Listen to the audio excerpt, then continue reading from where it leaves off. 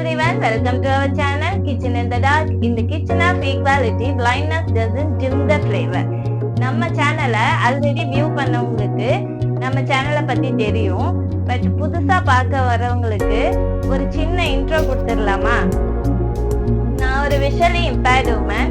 Day to day லைஃப்ல என்னோட வீட்டு வேலைகள், சமையல் வேலைகள் எல்லாமே நானே செஞ்சுக்குவேன்.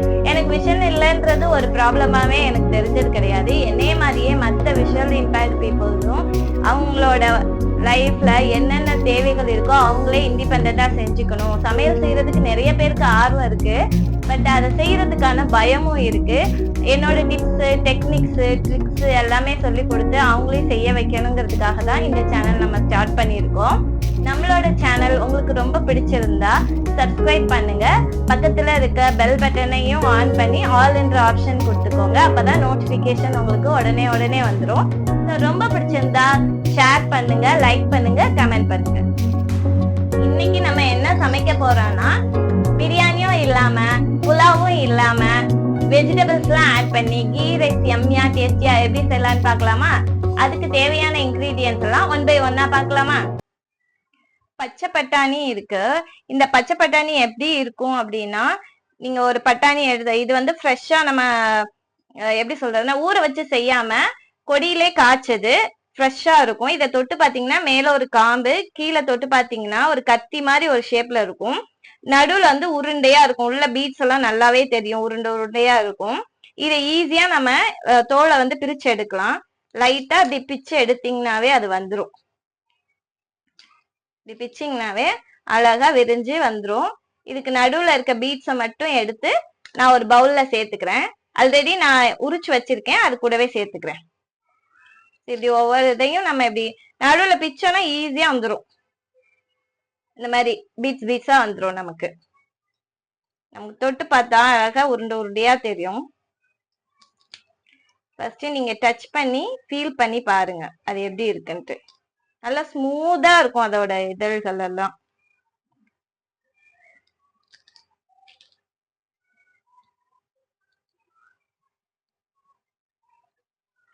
எல்லா பட்டாணியும் நம்ம உரிச்சு எடுத்தாச்சு. இது எவ்வளோனா நான் 1/4 கிலோ அளவுக்கு கடையில வாங்கினேன். இது உரிச்சு எடுத்தீங்கன்னா நம்ம கையால ஒரு கை அளவு, ஒரு கை 1.5 கை அளவுக்கு வரும். அவ்வளவுதான். அதை ஒரு பவுல்ல சேர்த்தாச்சு.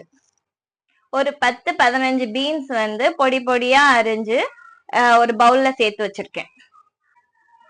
ஒரு 5-6 கேரட் எடுத்து குட்டி குட்டியா ஒரு சின்ன சின்ன கியூபா வெட்டி ஒரு பவுல்ல சேர்த்து வச்சிருக்கேன். இஞ்சி பூண்டு பேஸ்ட் 1.5 டேபிள் ஸ்பூன் அளவுக்கு ஒரு பவுல்ல போட்டு வச்சிருக்கேன். ஃப்ளேவருக்காக ஒரு 5 காம்பு அளவுக்கு புதினாவும் ஒரு வேர் அளவுக்கு கொத்தமல்லியும் பொடி பொடியா அரிஞ்சு எடுத்து வச்சிருக்கேன். 3 மீடியம் சைஸ் வெங்காயத்தை நல்லா ஸ்லைஸ் பண்ணி எடுத்து வச்சிருக்கேன். அது கூடவே ஒரு 10 பச்சை மிளகாவை 2 ஸ்பிளிட் பண்ணி வச்சிருக்கேன். இந்த பவுல்ல 4 துண்டு பட்டை, 4 ஏலக்காய், 4 கிராம்பு, ஒரு இலை, ஒரு ஸ்டார் அனீஸ் எடுத்து வச்சிருக்கேன். ஒரு மீடியம் சைஸ் அளவு தேங்காய் எடுத்து நல்லா துருவி அதை பால் எடுத்து ஒரு பவுல்ல வச்சிருக்கேன். 2 டேபிள் ஸ்பூன் அளவுக்கு கீ எடுத்து ஒரு பவுல்ல வச்சிருக்கேன். 1/4 லிட்டர் அளவுக்கு தேங்காய் எண்ணெய் ஒரு டம்ளர்ல எடுத்து வச்சிருக்கேன். எல்லாமே நம்ம சேர்க்க போறது கிடையாது, இதுல பாதி அளவு சேர்த்துக்க போறோம். 1 கிலோ அளவுக்கு பச்சரிசி குறுநல் எடுத்து வச்சிருக்கேன். நீங்க பச்சரிசியில பண்ணுங்க அல்லது பாஸ்மதி ரைஸ், அப்படி இல்லைன்னா சீரக சம்பால பாருங்க, அப்பதான் இதோட பிளேவர் நல்லா இருக்கும். ஸோ அது 1 கிலோ அளவுக்கு எடுத்து நல்லா வாஷ் பண்ணி அந்த ஸ்டார்ச் எல்லாம் போற அளவுக்கு நல்லா வாஷ் பண்ணி எடுத்து ஊற வச்சிருக்கேன். கீ ரைஸ் வெஜிடபிள்ஸோட சேர்த்து எப்படி செய்யலாம்னு பார்க்கலாமா? ஃபர்ஸ்ட் நான் ஸ்டவ்வோட நேவிகேஷன் கீய ரைட் டு லெஃப்ட் 90 டிகிரில கொண்டு வந்துட்டு ஸ்விட்ச் ஆன் பண்ணிட்டேன். அதுக்கப்புறமா குக்கரை பிளேஸ் பண்ணிக்க போறேன். சிம் பண்ணிட்டேன் 0 டிகிரி 90 டு லெஃப்ட்ல. மெதுவா ஒரு 10 லிட்டர் குக்கரை நான் மேல வச்சிருக்கேன். இதோட டெப்த் எவ்வளவு இருக்கும்னா என்னோட முட்டி அளவுக்கு டெப்த் இருக்கும். அந்த அளவுக்கு நல்ல உயரமான குக்கர் இது. இது ஃபர்ஸ்ட் ஹீட் ஆகட்டும். இப்ப நான் வந்து ஃப்ளேம் வந்து இன்க்ரீஸ் பண்ணிட்டேன். ஃபர்ஸ்ட் நான் தேங்காய் எண்ணெய் ஊத்திக்கிறேன். எல்லாத்தையும் ஊத்தல, நான் பாதி அளவுக்கு தான் ஊத்திக்கிறேன்.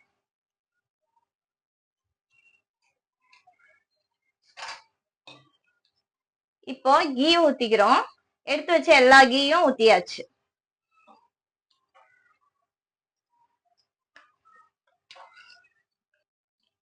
இப்போ நல்ல பபிள் வர சவுண்ட் கேக்குது. டிக் டிக்னு ஒரு குட்டி குட்டி பபிளா உருவாகுது. ஹீட் ஆயிடுச்சு. நான் இப்ப வந்து ஸ்டார் அனிசேன். அது ஸ்டார் மாதிரி மொத்தமா இருக்கும். அதை ஒன்னொன்னா எடுத்து உள்ள போட்டுட்டேன். தனித்தனியா பிரிச்சுட்டேன். அடுத்து கிராம்பு, ஏலக்காய் அதெல்லாம் உள்ள போட்டேன்.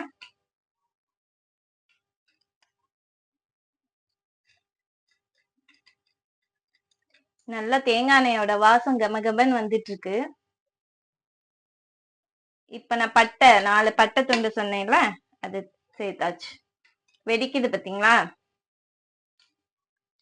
அதுக்கப்புறமா ஒரு பிரிஞ்சி இலை உள்ள சேர்த்தாச்சு.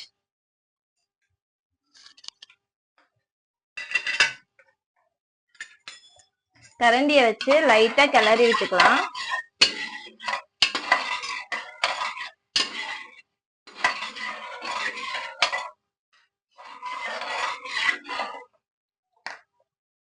அதெல்லாம் பொரிஞ்சு நல்லா வாசம் வருது. பச்சை மிளகாயும் வெங்காயமும் வச்சிருந்தாலும் ஒரு பிளேட்ல அதை அப்படியே உள்ள கொட்டிடலாம்.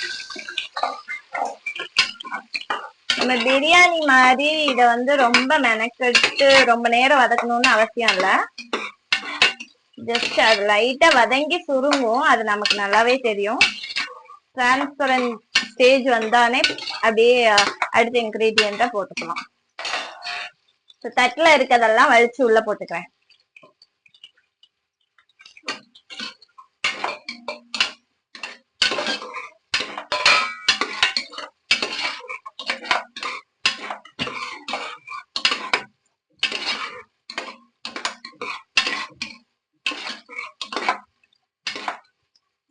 ஓரளவு வதங்கி இருக்கு. ஒரு 1/4 பதம்.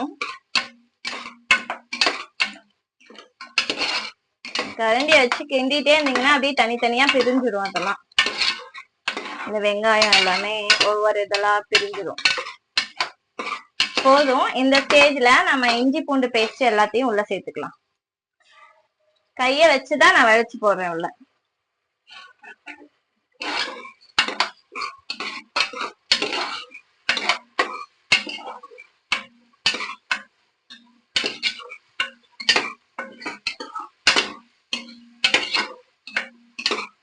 அது இஞ்சி பூண்டு பேஸ்ட் போட்டனால அதுல இருக்க தண்ணியோட சவுண்ட் அது.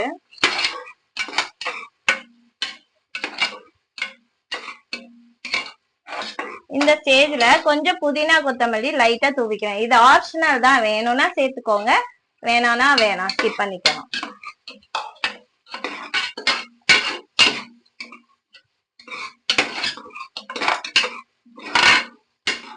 நல்லா வதங்குறது நமக்கு தெரியும். ஃப்ரெஷ்ஷா போடும்போது எவ்வளவு இருக்கு, வதங்கும் போது எவ்வளவு இருக்குன்னு நம்ம கரண்டி நல்லா ஃபீல் ஆகும்.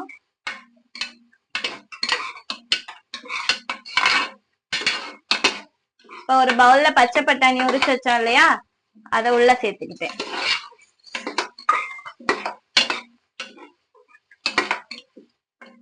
ஒவ்வொரு இன்கிரீடியன்ட்டும் போட்டு ஒரு 2 நிமிஷம் கிண்டி விட்டுக்கோங்க. பட்டாணி வேகத்துக்கு கொஞ்சம் டைம் எடுக்கும் இல்லையா. அடுத்த ஒரு பவுல்ல பீன்ஸ் வச்சிருந்தோம் இல்லையா, இது கிராம் கணக்குனா பாத்தீங்கன்னா 100 கிராம்.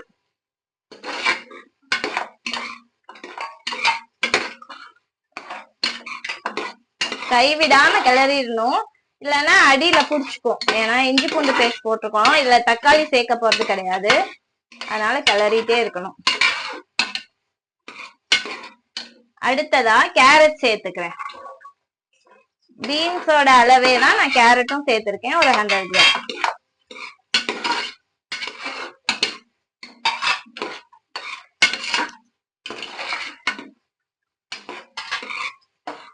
இந்த ஸ்டேஜ்ல இன்னும் கொஞ்சம் புதினா கொத்தமல்லி சேர்த்துக்கிறேன்.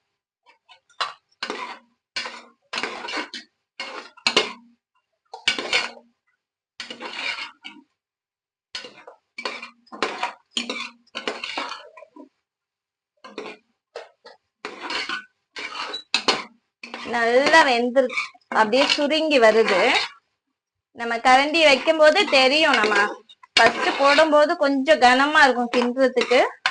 அப்படியே சுருங்கும் போது அப்படியே லேசா ஆயிரும் நமக்கு கிண்டவே. போதும். நான் இப்ப கொஞ்சம் சிம் பண்ணிக்கிறேன். ரைட் டு லெஃப்ட் 0 டிகிரி கொண்டாந்தாச்சு. நான் இப்ப பால் அளந்து ஊத்திக்கிறேன். நான் இந்த உலக்கால 2.5 உலக்கு அளவுக்கு அரிசி போட்டிருக்கேன். நான் இதுல இருந்து பால் எவ்வளவு இருக்குன்னு அளந்துக்கிறேன். ஃபர்ஸ்ட்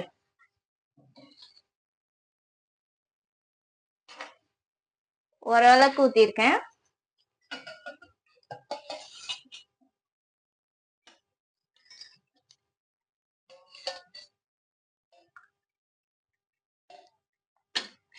ரெண்டு உலக்கு.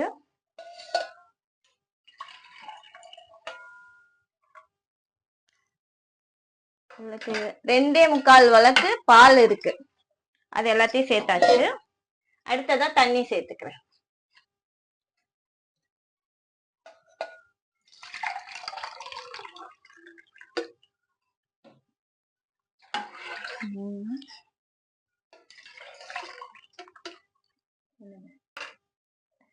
இப்ப 4.25 அளவுக்கு நல்லா தண்ணியும் பாலும் சேர்த்து ஊத்திட்டோம். இப்ப அந்த பால் இருந்த பாத்திரத்துல கொஞ்சமா நான் தண்ணி சேர்த்து ஊத்திக்கிறேன். இது 1/4 டம்ளர் அளவுக்கு இருக்கும். அதையும் சேர்த்துறேன். மொத்தமா நம்ம 5 உலக்கு தண்ணி ஊத்திருக்கோம். இந்த பால் கொதிக்கட்டும். அப்புறமா நம்ம அரிசி சேர்த்துக்கலாம். நம்ம ஃப்ளேம் வந்து ஃபுல் பண்ணியாச்சு. நல்ல தல தலன்னு கொதிக்குது பாருங்க. சவுண்ட் கேக்குதான்னு தெரியல. நான் மைக் பக்கத்துலதான் வச்சிருக்கேன். இந்த ஸ்டேஜ்ல நம்ம கையால இப்படி மடக்கி பிடிச்சோம்னா 1 கைப்பிடி அளவு உப்பு ஒரு பவுல்ல எடுத்து வச்சிருக்கேன். அதை உள்ள சேர்த்துக்கிறேன். கொட்டி நல்லா கிளறி விட்டுக்கலாம். இப்ப நம்ம ரைஸ் எல்லாம் நம்ம மெதுவா எடுத்து அது மேல வச்சு அப்படியே மெதுவா கொட்டுறோம். உங்களுக்கு கொட்ட வரலன்னா கையால எடுத்து அப்படியே தூவி விடுங்க. நான் கையில தான் எடுத்து தூவி விட்டுட்டு இருக்கேன். ஏன்னா மொத்தமா கொட்டினா நம்ம மேல எல்லாம் தெரிச்சிடும்.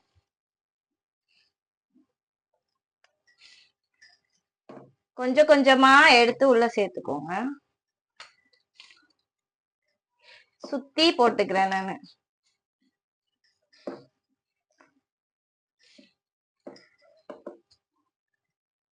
இனிமே எல்லாத்தையும் கொட்டியாச்சு உள்ள.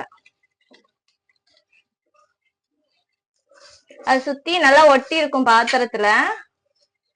சொட்டுக்காம அப்படியே நல்லா வலிச்சு விட்டு நமக்கு மேல கை தூக்கி வச்சிருக்க டிஸ்டன்ஸ்ல தெரியும் நமக்கு ஆவி அடிக்குது. பாத்திரத்துக்கும் நம்ம வச்சிருக்க பாத்திரத்துக்கும் டிஸ்டன்ஸ் நல்லாவே தெரியும். பக்கத்துல கொண்டு போய் சுட்டுக்காதீங்க. அளவுக்கு எல்லாத்தையும் வலிச்சு விட்டாச்சு. இப்ப நல்லா கிளறி விட்டுட்டேன்.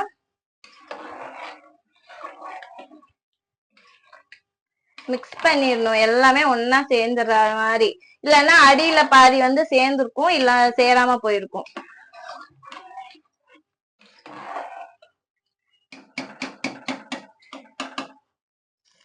ஒரு பிளேட்டை வச்சு மூடிக்கிறேன்.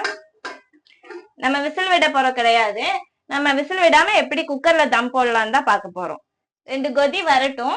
அதுக்கப்புறம் என்ன பண்ணலாம்னு பார்க்கலாம். நல்லா கொதிக்குது.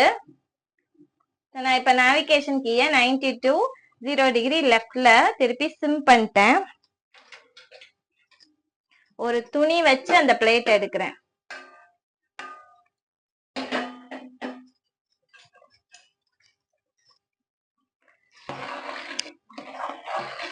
நல்லா கொதி வந்து அந்த தண்ணி எல்லாம் கொஞ்சமா உறிஞ்சி இருக்குது.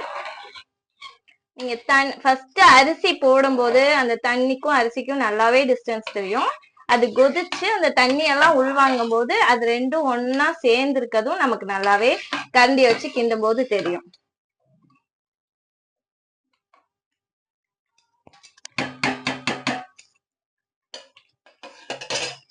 சிம்ல வச்சுட்டு இப்ப நான் வந்து குக்கர் மூடிய வச்சு மூட போறேன்.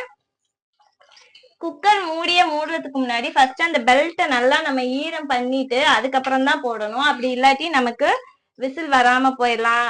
சைட்ல வந்து லீக் ஆகலாம். அந்த விசிலோட மேல இருக்க நாபையும் நல்லா ஊதி பாத்துக்கணும். அப்ப நமக்கு வந்து எந்த அடப்பும் இருக்கா இல்லையான்றது தெரியும். நான் குக்கர் மேல மூடிய பிளேஸ் பண்ணிட்டேன். நல்லா ஒரு பிரஸ் கொடுத்து அப்படியே ரைட் டு லெஃப்ட் கொண்டு வந்து 90 டிகிரில நிறுத்திட்டேன். இப்ப நான் விசிலையும் அந்த நாபு மேல உள்ள வச்சு பிரஸ் பண்ணிட்டேன். சிம்ல தான் வச்சிருக்கேன். ஒரு 10 to 15 மினிட்ஸ் கிட்ட அது அப்படியே இருக்கட்டும். தம் ஆகி நல்லாவே அந்த சாதம் பொல பொலன்னு வந்துடும். கொஞ்ச நேரம் அது வேகிறதுக்கான டைம் கொடுக்கலாம். நம்ம ஜம்ல போட்டு ஒரு 10 மினிட்ஸ் ஆயிடுச்சு. இப்ப குக்கர்ல ப்ரெஷர் ஏறி நல்லா புசு புசுன்னு சவுண்ட் வருது பாருங்க. நம்ம இந்த ஸ்டேஜ்ல ஆஃப் பண்ணிடலாம். அப்புறம் ரெஸ்ட்ல கொஞ்ச நேரம் விட்டுறலாம். ப்ரெஷர் எல்லாமே இறங்கட்டும். நான் ஆஃப் பண்ணிட்டேன் அடுப்ப. கொஞ்ச நேரம் ப்ரெஷர் இறங்கினோடனே எப்படி வந்திருக்குன்னு பார்க்கலாம். நல்லா ப்ரெஷர் எல்லாம் ரெடியூஸ் ஆயிடுச்சு. நம்ம அடுப்புல இருந்து கீழே இறக்கி எப்படி வந்திருக்குன்னு பார்க்கலாம். நான் நீளமான கைப்பிடியும் அந்த சைட்ல உள்ள கைப்பிடியும் பிடிச்சு மெதுவா இறக்கி கவுண்டர் டாப் மேல வச்சுட்டேன். இப்ப விசில வந்து நான் எடுத்துக்கிறேன். மறுபடியும் நேரா இருக்கிறத ரைட் சைடு டர்ன் பண்ணி மெதுவா எடுத்தாச்சு.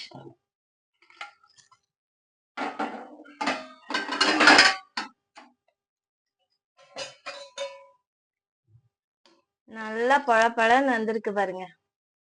அந்த பட்டாணி கேரட் எல்லாம் போட்டோம்ல, நல்லா கலகலன்னு வந்திருக்கு. நல்லா நம்ம தேங்காய் பால் ஊத்துனனால ஒயிட்டா வந்திருக்கு.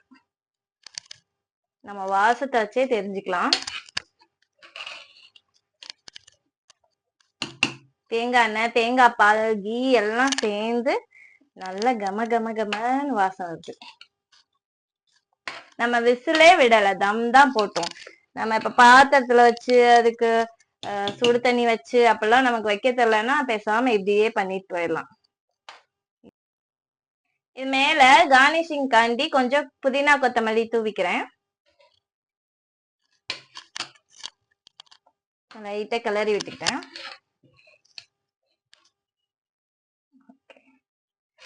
தூவியாச்சு, அவ்வளவுதான். கொஞ்சமா பிளேட்ல எடுத்து சாப்பிட்டு பார்த்து சொல்றேன் எப்படி இருக்கு.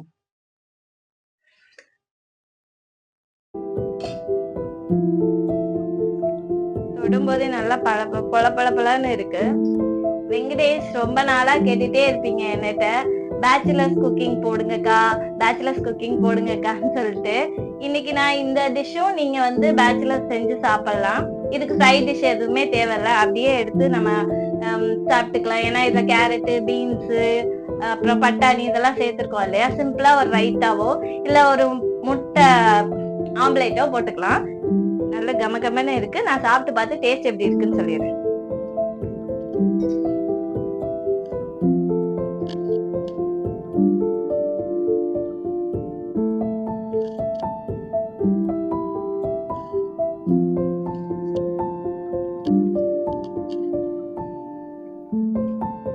எனக்கு பிளேட்டை கீழே வைக்க மனசு சொல்ல, அவ்வளவு டேஸ்டா இருக்கும்.